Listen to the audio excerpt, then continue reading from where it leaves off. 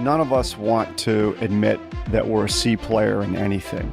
But the reality is there are things that we are a C player in, but maybe because we have other themes or other attributes and behaviors, we're able to get to that B player. That's Dan talking about the qualities that separate an A, B, and C player. In this episode, we break down the 8 attributes of an A player and what separates them from B and C players. How do you measure up? Let's jump in and find out.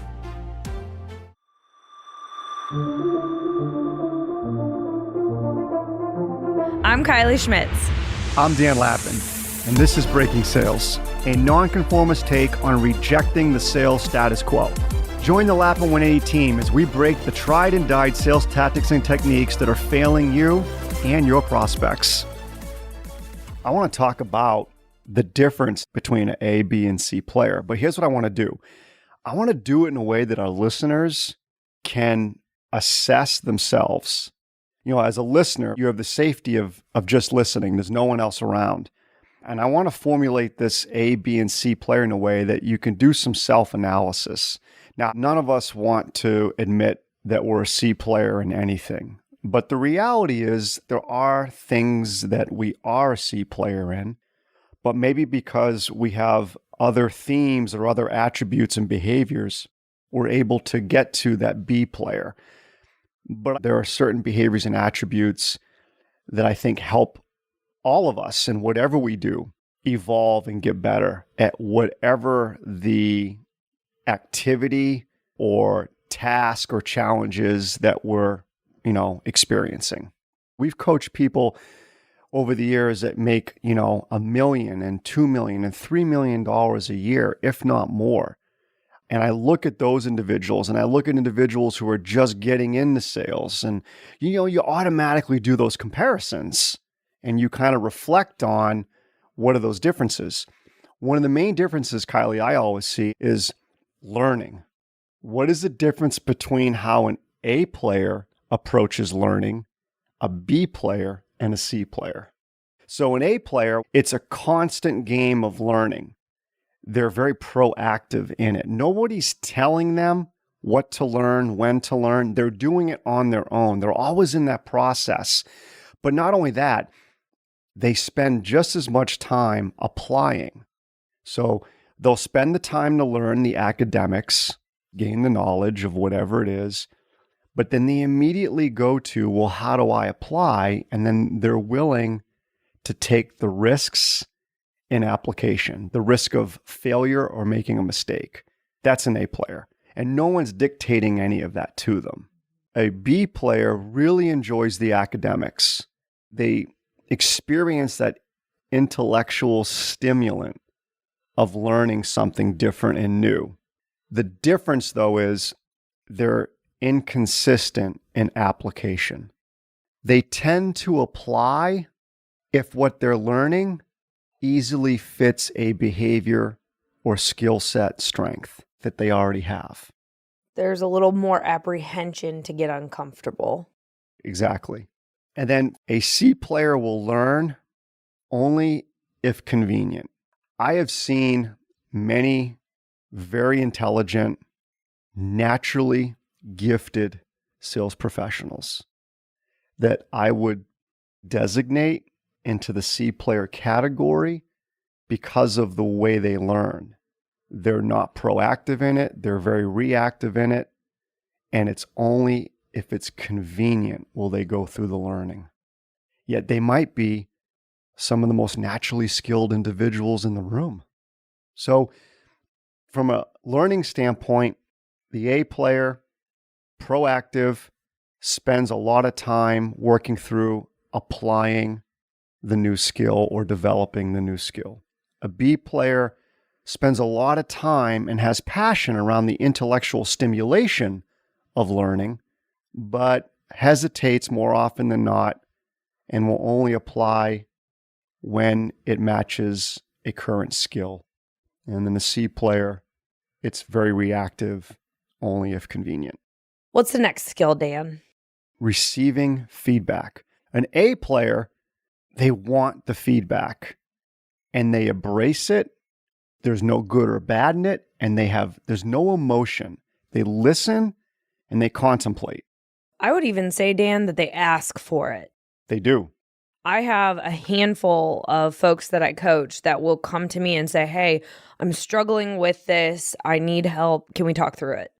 I've also noticed an A player, if you don't give them constructive feedback, they ask again for it. It's like they want to make sure that you're giving them the hard feedback so they can hear it. They pursue it. That's an A player.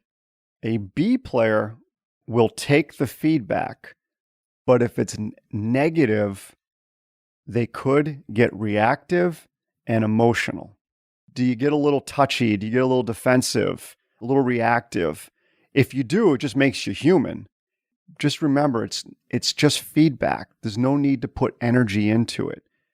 Take it, think about it, debate it, and see if something constructive comes out of it. A C player only wants feedback if it's positive.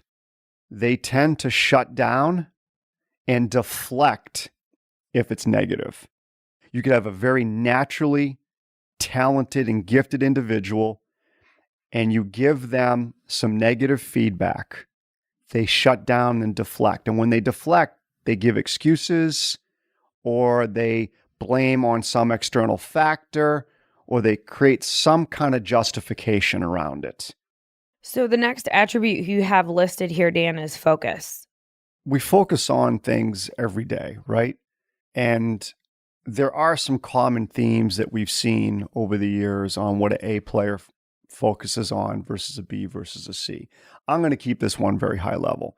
An A player will focus on activities, processes, and opportunities and challenges that helps them get to that next level. A player is always looking at what's next. What's next? And you'll kind of see and hear that common theme throughout this with an A player. All right? It's all about where they're headed and how they get there. From an emotional intelligence perspective, we call this self-actualization, where you're always seeking to get to your full potential, but you know you're never going to get there. Yeah, it's a journey. An A player looks at their career as a journey. It's not a finish line. It's not a destination. A B player, they focus on planning a lot for the next level. So a B player can be very articulate. They enjoy the intellectual stimulation from knowledge and academics and learning. They spend a lot of time planning, and I've seen many of fantastic business plans, but they don't spend as much time taking action. The action is not congruent with the effort that's put into planning.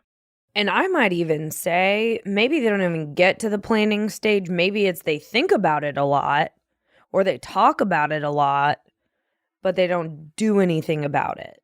Yeah, I think for our listeners, if you look at your business plan and what you're trying to accomplish, and you look at the details in the plan, the extensive depth of the plan, you have to then ask yourself, how much time are you spending reviewing it, doing a checks and balance on it, and then taking action to drive that plan? So how about our C players with focus? C players can be very gifted, naturally talented, but they spend a lot of time telling themselves stories and justifying and rationalizing how to avoid situations of uncertainty. C players tend to focus on minimizing the variability in their day, avoiding the uncertainty of trying new things.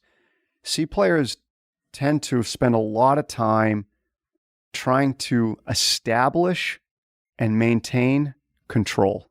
And we all know in sales, to be really good, you have to learn to let go of a lot of that control because there's a lot of things in your day you simply can't control. Dan, when I hear you talk about avoiding uncertainty because it potentially could cause us to fail or be wrong or not be perfect, I roll all of those things up into our ego, trying to keep us safe.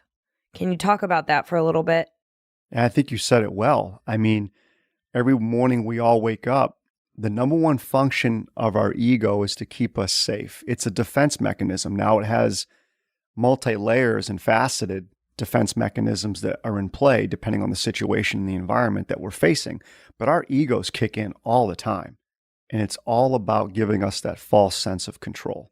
So if I want to make a call to a prospect, my ego might kick in if I'm uncertain about it and I want to avoid the variability of rejection. I might say, today's not the day. I've got a lot of other stuff I got to do. And that's a quick example right there of how ego can play in and hold us back. All right, Kylie, this next one's one of my favorites because it's something all of us struggle with. If you want to be a high performer in anything, you have to learn to deal, manage, and be okay with failure. And in sales, it's magnified because we're paid to deliver results. And so you have to put yourself out there in so many different ways as a sales professional each and every day. So dealing with failure, an A player, without a doubt, an A player looks at failure as just part of the process of getting better. And there's very little emotion. They just understand they're going to make mistakes. They're okay with it because they know it's part of the journey. They've learned, and we're going to talk about this one later, they've learned to bet on themselves. And they understand that making mistakes is a crucial part of their journey. So a B player dealing with failure, it takes them longer to recover because they allow emotion to come in. So rejection, a letdown, getting a no from a prospect, it's not that the B player won't recover, it just takes them longer because there's more emotion that seems to kick in and they feel it at a deeper level versus reminding themselves that it's part of the process of getting better. Now, this is one I know I've worked on a lot, where if I start to feel too much energy spent on a failure, I will remind myself, hold on, what am I going to learn from this? And let me try this again. Let me take that next step because I know at some point I'm going to get better. But I have to be very mindful of it. From a C player standpoint, again, none of us like failure, but a C player, very discouraged by it. And when they get discouraged, they'll avoid the risk moving forward. So a C player experiences failure in reaching out to a prospect or asking a particular question of a prospect, and that prospect gives, a half-assed, half-baked answer. A C player will take a look at that scenario. They'll feel it. They'll feel the emotion. They'll get discouraged by it, and they'll decide, I'm going to avoid that question moving forward. Instead of looking at different ways to ask the question or looking at the timing of the question or trying to decide the personality of the person that they asked, the C player will just now avoid asking that moving forward. And that's just one example of how that works. But a lot of times a C player will experience a negative outcome and then become completely discouraged and move directly to, well, that's just not for me. Here's an interesting one. How do A and B and C players experience success? We talked about dealing with failure, but how does an A or B, C player experience success? An A player views success almost like a stepping stone. It's just one more step. They truly don't get very high about it. There's no champagne popping. There's no big dinner. There's no need for a plaque, because for an A player, they look at it as, this is just part of my process of testing myself, challenging myself, and seeing how far I can go. What can I create? It doesn't mean they don't feel positive emotion, but it's just more of a neutral reaction. And then they're off to this next potential win. It's like they keep moving. From a B player standpoint, they can get to a high level, and they do, but complacency kicks in. That's the difference. They can get complacent. They get stuck because they've had success. They might be making more money than they've ever thought, more money than anybody in their family's ever made. And then they get stuck and they get complacent. And they start to move into what I would call more of this managing their success, managing their experiences. They're no longer striving. They're no longer challenging themselves to go further. They get comfortable. C players, it's always about a finish line. And it's always about, I've arrived. One win, a C player wants to pop the champagne, wants the plaque, wants the accolades, and it's almost like they've arrived. And hey, listen, any win is good. We all know how hard it is to get a win. So not taking anything away from a win, but the win is looked at as a destination, not part of the journey. And the highs and the lows that the C player feels are extreme. Really high, really abundant when they get the win, really low, very scarce when they're not winning. There's no middle ground. So let's talk about how A, B, and C players view themselves. This one surprised me. We've been working with these high performers, the A and the B and the C players, the naturally talented and gifted people in sales, and everybody in between for years. And every time I've asked an A player to rank themselves, which has been hundreds of times, an A player tends to rank themselves as a C plus or a B minus player. And I'll be sitting across from them and I know what they've accomplished. I know how hard they work. I know their commitment to their trade. And it still amazes me when they'll say C plus, B minus. So an A player, very critical of their performance, never satisfied. A B player, very consistent here. A B player views themselves as either a B or a B plus, even sometimes an A minus. So I feel like a B player tends to have a view of themselves in a more equitable, rational viewpoint. They tend to be a little more on the optimistic side when they rank themselves maybe a B plus or an A minus. And that's the part where a B player has to be careful that they're not being a little too optimistic. The C player, they tend to rank themselves as a B or an A player. So I think from a C player standpoint, there needs to be more self-awareness. So if I look at the individual who's very gifted and talented, all that natural skill set, but they're still performing from a C player standpoint, I think a lot of that comes down to their inability to be self-aware. Let's talk about how A, B, and C players view risk, Dan. So I use the terminology, Kylie. It's this process of learning how to bet on yourself. I think corporate America can sometimes rob people of the ability of learning how to bet on themselves. I'm a big believer in giving people that opportunity. I think it's how we bring out the best in ourselves. And how would you define betting on yourself? You have compensation at risk, and the more compensation you have at risk, the more upside you probably have. That's a good example of someone taking on a challenge where they can bet on themselves because they have more of their financial stability at risk. I would almost describe it as like an entrepreneurial mindset, right? You have no safety net. If this fails, it's on you. If you succeed, it's also on you. I love the safety net example because you're right. An A player will take on a opportunity or a challenge and there's no safety net needed.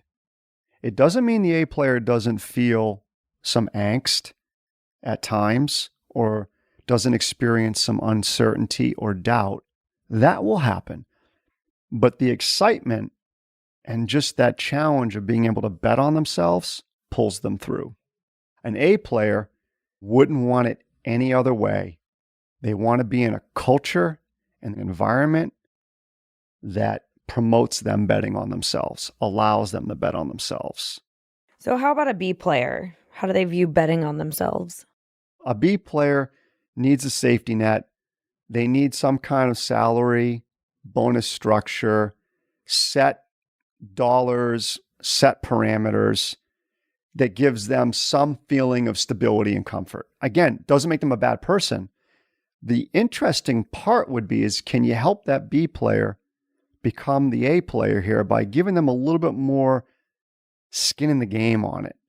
Challenge them a little bit more, because that B player has more in the tank. And giving them the confidence or helping them attain the confidence to take that one next step outside or away from the safety net. That's a powerful opportunity. I will also say this about the B player. They're more often than not willing to bet on themselves if the situation fits their strength and their skill set, where an A player will bet on themselves across the board. That's a big difference between the two. A C player, they're not going to bet on themselves. They're going to need the salary.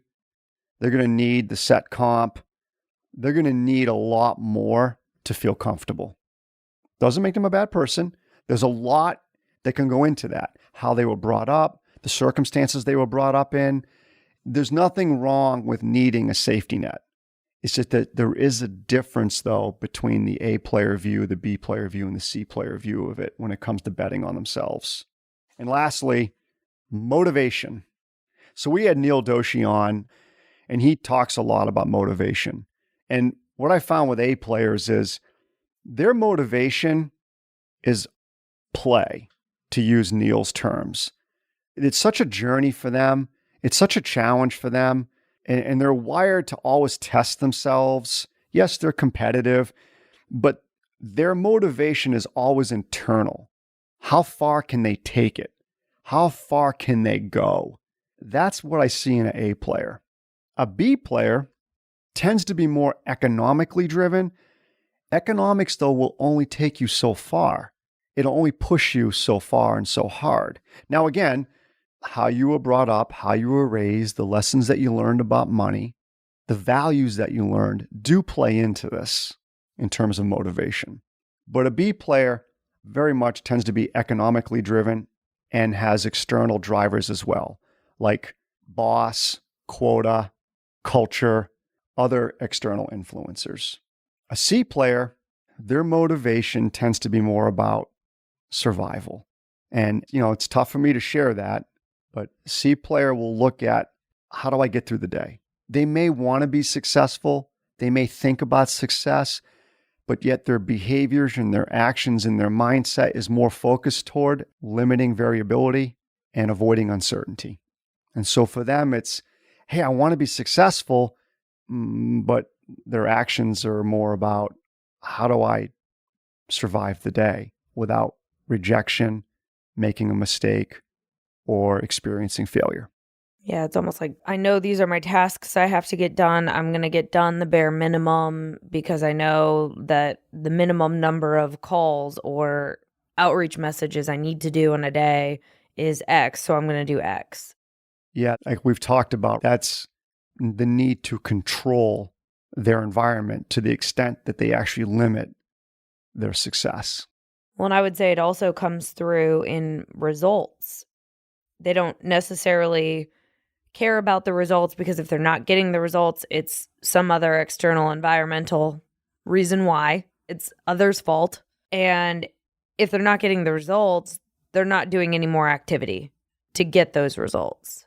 So if my goal is 5 new meetings per month and I'm doing 100 outreach per week and I'm not getting my 5 new meetings, I'm just going to stick at that 100 outreach per week because that's my minimum. So what you're saying is you're not going to adjust. You're just going to continue to do what you've done. Right. So Dan, we've talked about a lot. These are 8 key attributes for A, B, and C players. What do we do with all this? As I said in the beginning, Kylie, I just want our listeners to use this episode as an opportunity for safe self-reflection. There's no judging. There's no critiquing. Think about this. What are the top 3 that are impacting your performance? Thanks for listening to Breaking Sales. If you want to get engaged with us outside of this podcast, be sure to go to our website, lappin180.com. That's LAPPIN180.com.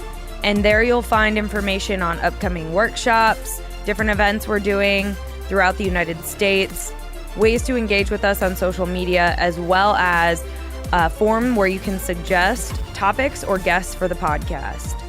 We want to hear from you, so don't be shy. Kylie out. All right. Do we have another episode?